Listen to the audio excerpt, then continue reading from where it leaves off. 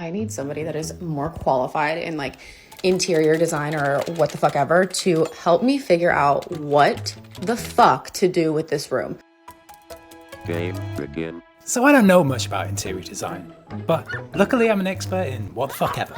So here's what you should do, or could do, whatever.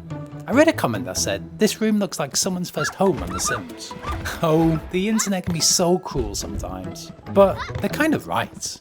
A tricky layout with mismatched furniture and that's right, 6 internal doors. Oh, and 2 vanities, one with plumbing. But let's start with the layout. And there really is only one option, with some caveats. Place your bed here.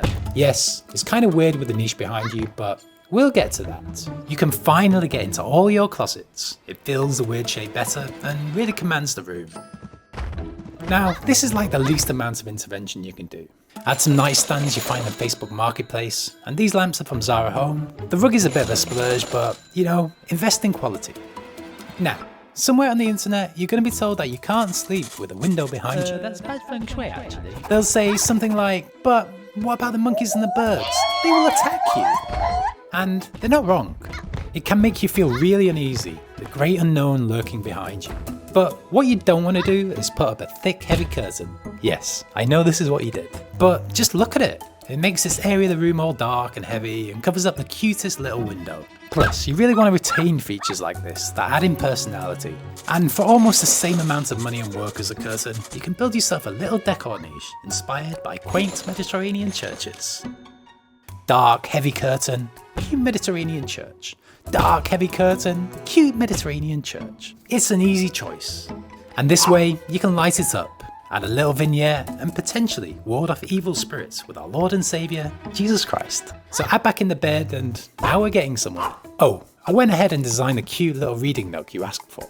I did get a bit carried away and spec some expensive pieces. Yeah, I'm not saying you have to spend 10 grand on a rug, but an architect's got a dream. I do think the slimline shelves are good value though. Then it's really just down to taste and how far you want to take it.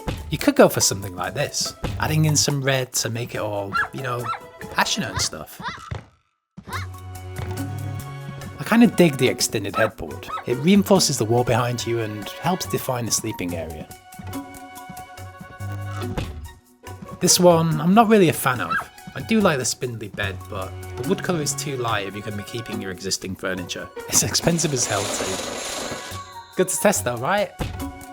Overall, I'd say that this one's my favourite. I really like how the curves of the bed and the side table complement the curves of the window.